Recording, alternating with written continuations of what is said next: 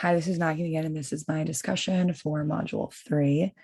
Um, so to begin with the first question, what future did Himmler envision for Germany and its new Eastern territories once the war was over?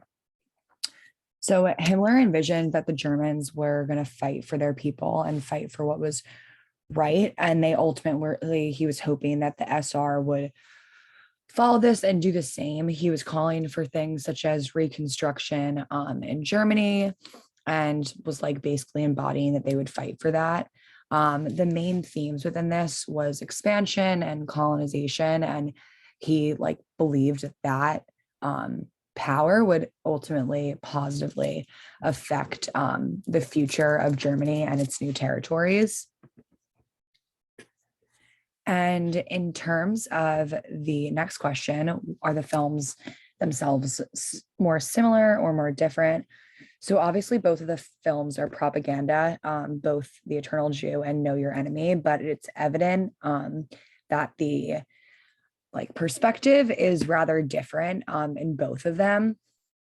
To begin, The Eternal Jew was sought out to carry like the anti-Semitic message that was present during Germany during that time, obviously under Hitler, who was their leader. And the depiction was of the Jews in Poland. And it was highlighting the themes of their lives and the people of this time, basically just trying to shine a negative light on them.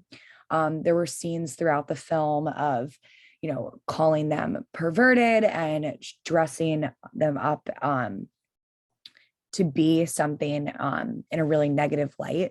Like it was evident that they were trying to show that they were dirty or that they had no remorse for things and that they were just different than the perspective that the Germans were trying to show. And basically it was highlighting the fact that Germany wanted these views to be portrayed negatively against the Jewish people during this time. When it comes to the other film, Know Your Enemy, it was definitely a little bit different in terms of what the message was. It was the same way describing the, bits of the film that was going through Japan at that time, but this one was in the perspective of the US Army. So obviously it was highlighting the acts and the vicious attacks of Japan during this time, and was showing, and this perspective was really highlighted when it went through basically all of the acts that was happening in Japan over this long period of time, and kind of showing that they were really different in the same way as the Eternal Jew film. One point I feel like that really highlighted this was when I thought that it was from the perspective of the US Army and it was their propaganda, and it was highlighting the fact that Western influence was being completely banned by the thought police in Japan at this time, and how they were banning Western music and the culture that was coming in. I really feel like this is highlighting the overall similarity between the two, because it is taking two completely separate notions and bringing them together to highlight one as being the one that they are favoring the viewer to side with, and then the other one, which is they're both going through the side that they don't want you to be a part of, or not a part of, but rather side with. And kind of going off of this to question 3 on whether I would classify them as secular millenarianism. Both of the films, as I kind of just discussed, were clearly calling for the difference of who is good versus evil.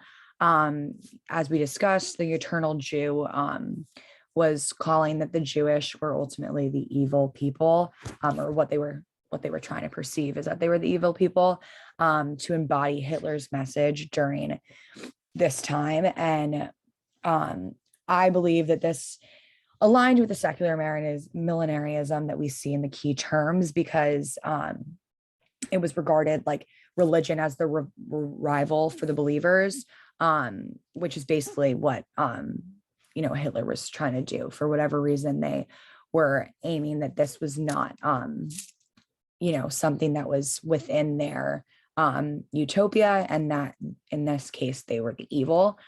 In the same sense, the Know Your Enemy film from the US perspective could also be clarified as secular millenarianism in the terms of good versus evil. Once again, it was exposing, the powers of the Japanese and how, during this time they were favoring this conquest, but it didn't align with the good powers, quote unquote, that was the US. This film kind of goes through these actions, and I think that could be in some capacity embodying the same secular millenarianism principle. And ultimately, they both do embody the same like non-religious worldview that they talked about in the films, and they were clearly embodying one like ideology, especially in the Eternal Jew film, which was clearly like within Hitler's manifesto of being against this. I think that it's a little bit harder to argue, at least in my perspective, the Know Your Enemy film as being within this, but I do think that because of the clear definition between the good and the evil, and ultimately like the essence of what they want their utopia to be, it could be embodied within that as well. And then lastly, in terms of the cartoons, I think have similar themes to the films in some ways. Obviously, they're much more sarcastic, or have a little bit of humor to it. But I think especially in terms of the Know Your Enemy, most of these cartoons were depicting the Japanese in a very comedic but way that kind of showed them as being like one in particular, another puzzler for world scholars shows the Japanese as like the lesser man, and that they were smaller than them, and that basically it was just perceiving them as to be like littler. And this was mostly being depicted after their surrender. So obviously the theme in this was, pretty negative in the terms that this was after Pearl Harbor, which was lost the lives of so many different Americans. And, the Japanese were clearly not well liked or to be perceived as good in any way. Most of them were using monkeys within the cartoons, which definitely, I think, illustrate in a really unique way, what the true kind of perception from the media during this time was toward the Japanese. I think I saw for most of these, they were being published in the Chicago Times or News, and the New York Times. So obviously big American media outlets that many people were reading. So it definitely is still in kind of embodying that same sense of propaganda that the films do, but obviously in kind of a different, less exposed way than both of the films went through. And that is the end of the questions. Ultimately, my final thoughts on this were that, I think the Eternal Jew film just was a little bit easier to understand in the sense of being, propaganda for a bad. I think it was really evident from the start, obviously knowing myself, the history of it.